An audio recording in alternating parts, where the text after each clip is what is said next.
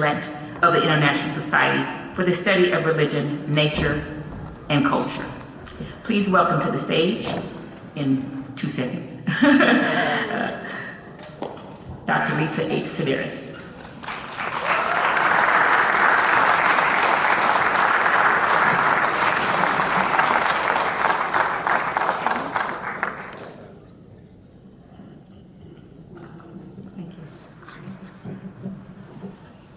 Well, that's a tough act to follow, all this music and poetry. I am truly honored to speak to you here today. I should mention that I'm a newcomer to this area. I only moved to Santa Barbara from the Midwest in 2021, so it's especially meaningful for me to be here in this community, in this very positive environment. So today, inspired by the words of Dr. Martin Luther King, I want to talk about the theme of greatness and service and what it does and does not mean to be great. We live in a time when there's a lot of talk about greatness. As we gather here today to celebrate the life and legacy of Dr. King, a U.S. president who has made American greatness the centerpiece of now 3 campaigns is being inaugurated. And so we hear a lot about greatness, but we hear far less about service, even from those we have elected as our public servants, present company excluded, of course. We also live in a time when people seem starved for attention and personal fame, even as we are more isolated from one another than ever. Having followers on social media typically means amassing a large group of people, many of them virtual strangers, whose admiration and attention we hope to capture.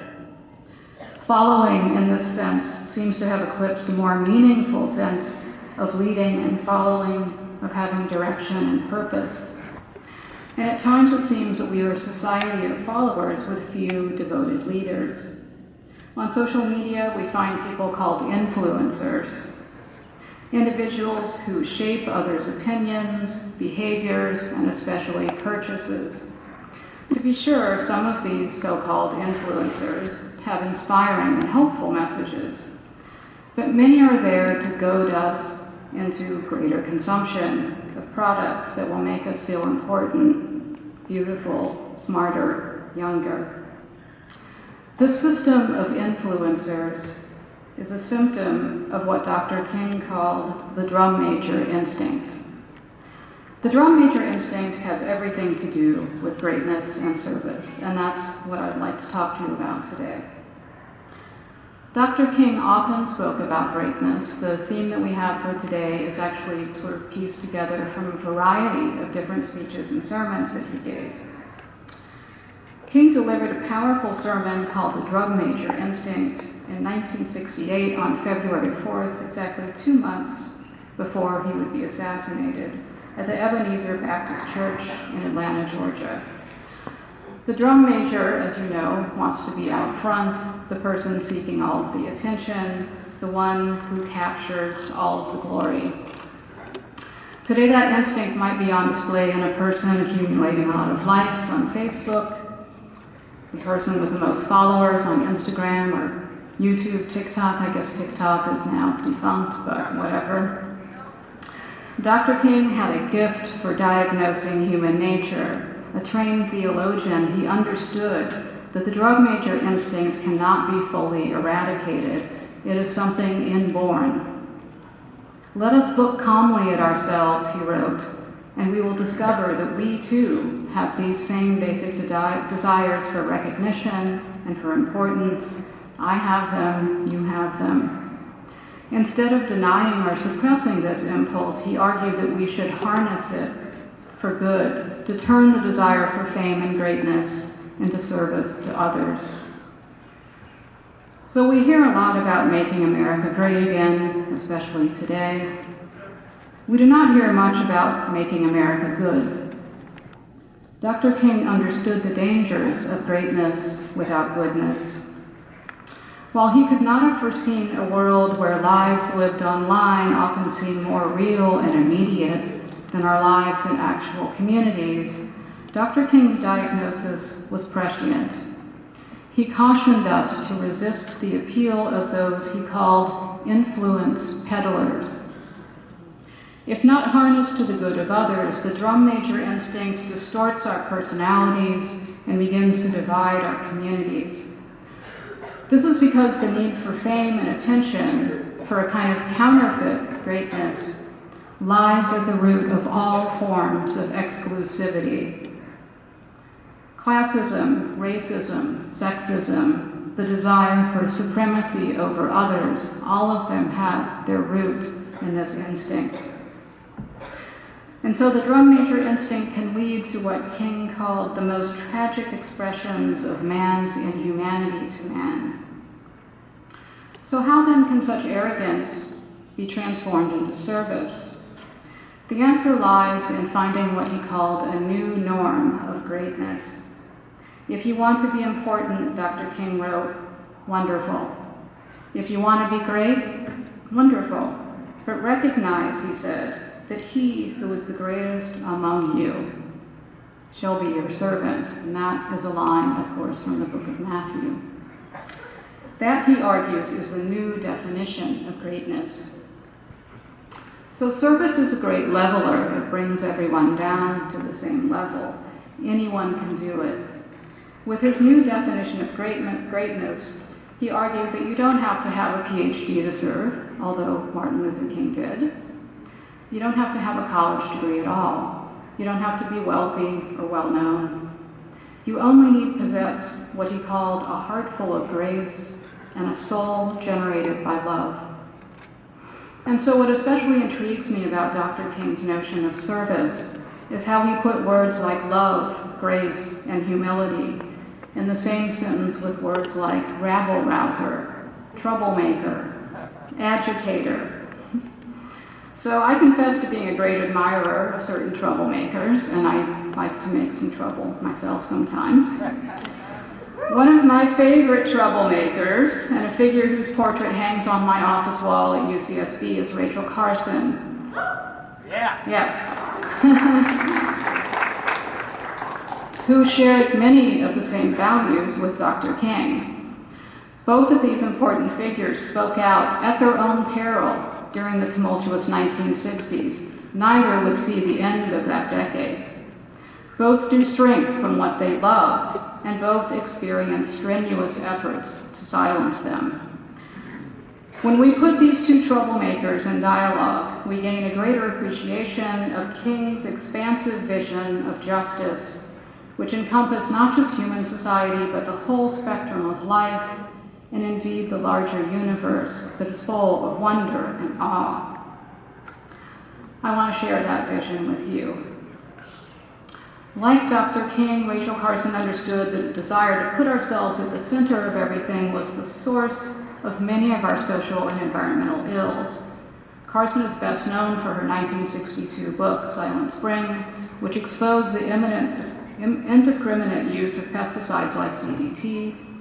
Her work revealed in shocking detail the interconnections between threats to human health and to the environment. A great lover of birds, she titled her book in reference to the unsettling possibility that humans might create a planet so riddled with poisons that birdsong would go silent. Carson, attacked and ridiculed by the powerful chemical corporations for her work, and King, surveilled and harassed by the FBI, both refused the safety of silence.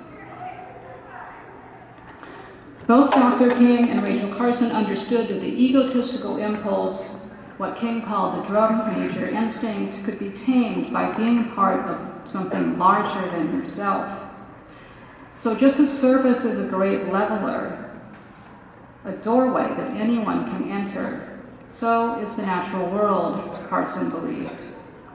When we sense our connection to this broader web of life, the inclination to put oneself first, to put oneself above others, is tempered by gratitude and humility. The Black poet and wildlife biologist J. Drew Lanham, Lanham, if you want to look him up, he's a professor at Clemson University, and he envisions a conversation, what he calls a convergent imagining, between Rachel Carson and Martin Luther King. He imagines this encounter taking place in 1964, just before Carson died. In 1960, still in the middle of writing Silent Spring and documenting the connections between pesticide exposures and human cancer, Carson was herself diagnosed with cancer. She would die within 2 years of the book's publication. Although there is no evidence that King and Carson ever met, there is no doubt that they were aware of one another's urgent work. Lanham crafts an inspiring dialogue between the two great figures, making plain the full sweep of Dr. King's vision of life. He imagines Dr. King inviting Rachel Carson to join him in Charleston or perhaps Savannah, and journeying from there to a salt marsh where they might discuss their shared vision to make the world a better place for all living creatures. In this imagined encounter, Dr. King writes the following words to Rachel Carson, quote, "Although I am not a bird watcher or naturalist, your passion for doing right by God's creation, both birds and humanity, strikes me as righteous in every sense of the word." He continues, quote, "I find it hard to see how one can love the earth but not fellow human beings.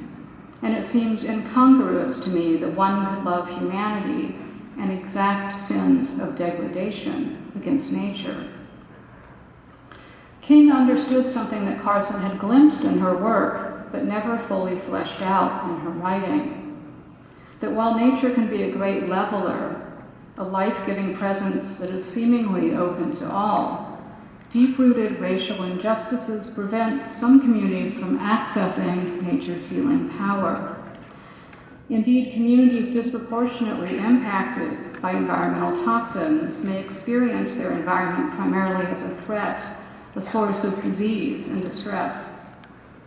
In Lanham's Convergent Imagining, Dr. King laments to Rachel Carson the uneven distribution of clean air and water. He decries the unjust dispossession of the soil already paid for in bondage blood and enslaved sweat. As the environmental historian and activist Diane Glave has argued, King's civil rights activism was inherently environmental. He addressed the complexities of wages, safety, and health, giving context to the plight of sanitation workers, mindful of the environmental problems that plagued cities in the civil rights era and still plague them today. In this imagined encounter, Carson affirms their shared values, ever preoccupied with the plight of birds, a symbol that appears in many of Dr. King's speeches and sermons as well. Carson reminds him of the saying in the song, "God's eye is on the sparrow."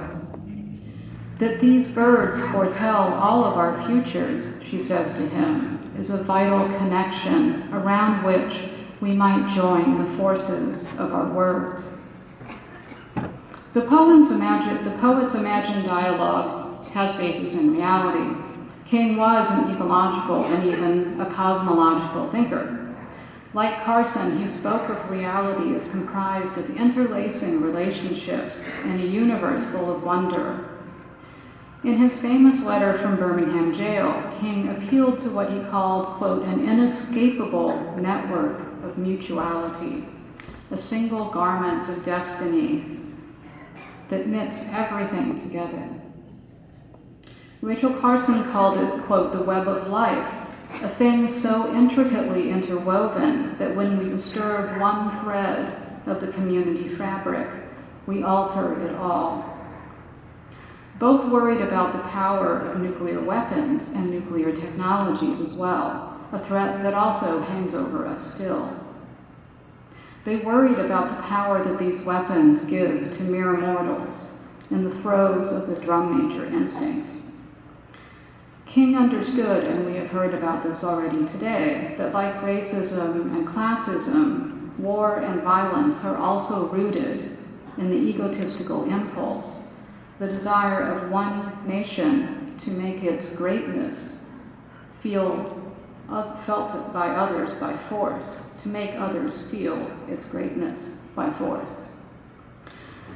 Dr. King was explicit in his call for and belief in a kind of cosmic justice. Many of us are familiar, and we have heard today, King's pronouncement that the arc of the moral universe bends towards justice. But in fact, the universe, not just as a metaphor, but the physical cosmos, the thing out there, is a recurring motif and a source of inspiration in many of his writings. In the King Center's online archives, one can find note cards written in King's handwriting, where he expresses awe at the galaxies of wonder, exclaiming about the Milky Way and the stars, quote, that guide the sailors in storms and thrill the hearts of poets. During the Montgomery bus boycott in 1956, Dr. King remarked on a new age that is emerging that reveals something basic about the universe, the core and heartbeat of the cosmos. It reminds us, he says, that the universe is on the side of justice. Carson expressed similar sentiments when she insisted that, quote, the more clearly we can focus our attention on the wonders and realities of the universe around us, the less taste we shall have for destruction of our race. The central values of King's vision, then, community, interdependence, nonviolence, respect for all life, are also key ecological virtues and ethics. So what does all of this have to do with service, greatness, and the drum major instincts? Well, the thing about the universe is it's really, really big, right? Its vastness and its antiquity serve as an antidote to the inflated ego, the self-aggrandizement that is second nature to humans. King hinted that the universe reveals a moral structure, and its morality cannot be separated from two key facts: that everything is connected, and that the single human ego, cut off from that interconnected whole, is not the measure of greatness. He also spoke of God being in nature, beyond it and beyond history, but also in history and in nature. We fail to find God, he wrote, because we are too conditioned to seeing man-made skyscrapers, electric lights, airplanes, subways. Accustomed to the artificial environments that humans create, and to this list we might add the artificial online worlds that we have constructed, it's easy to forget that we're part of a larger whole. So true greatness, then, is found in service to and solidarity with something larger. Near the end of his sermon on the drum major instinct, Dr. King turned to imagining his own death, his own funeral. Death, like service, like nature and the universe, is also a great leveler. King referred to death as life's final common denominator. He asked that upon his death, no mention be made of his Nobel Peace Prize, nor his hundreds of awards, nor his degrees, none of the things that the drum major likes to boast about. If you want to say that I was a drum major, he said, say I was a drum major for justice. Say I was a drum major for love. However much King believed in the inherent meaning that resides in the universe, he did not counsel passivity, and we've heard themes already today on this note. He did not believe in letting things take their course. The moral arc of the universe may bend towards justice, but humans have the responsibility to help bend it. And as we have seen again and again, that arc is very long indeed. So being a troublemaker, being an agitator, means understanding that justice will not happen on its own. It needs a push. Reflection on the enormity of the universe and the smallness of the single human might make us feel powerless at times. Just as there is danger in letting the drum major instinct overtake us, so there is risk in feeling utterly insignificant. A frequent conversation that I have with my students, many of whom are concerned about the environment and environmental justice, is about whether and how to have hope for the future. What is there a single individual can do? We only need look at current events to see how much difference individuals are making right now. In the midst of the disastrous fires in LA, we see a city famous for its sprawl, coming together as a close-knit community. Influencers and social media are put to good use. A 14-year-old girl, an evacuee from Pasadena whose high school was burned down, created an impromptu shopping center stocked with clothing donations for other teen survivors.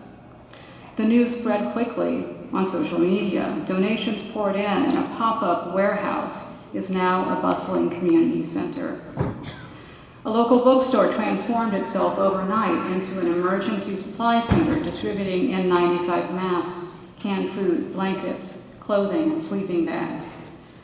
The New Revelation Missionary Baptist Church in Pasadena, whose members lost many homes in Altadena, is serving 3 meals a day created by local Black-owned restaurants.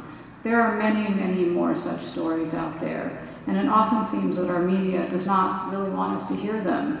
They focus on the bad news stories. I would suggest that you look at a website that I share with my students called Reasons to Be Cheerful. You get that in your newsfeed every day, and you can see some of the good things that are going on. These small acts of solidarity and love, led by everyday people, stand in stark contrast to our political leaders who spread false information for political gain, who blame the severity on wildfires, the severity of wildfires on diversity initiatives, and so-called illegal immigrants, all the while sloganeering shamelessly about greatness.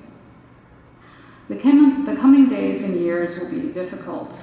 We cannot let politicians who speak so often of greatness, but so little of service, divide us against each other. When my students ask me about hope, I often say that hope is not quite the same thing as optimism. Being overly optimistic can engender complacency, that things will somehow work out for the best. This, I believe, is what Dr. King understood about the moral universe, bending towards justice without guaranteeing it. King sometimes remarked on his own temptation to blind optimism. He worried about what he called the tragic misconception of believing that there is in the flow of time something that will inevitably cure all ills. So justice is not inevitable, and similarly hope is not something that exists out there in the world, ready-made for the taking. Rather, hope is something that we create together in community.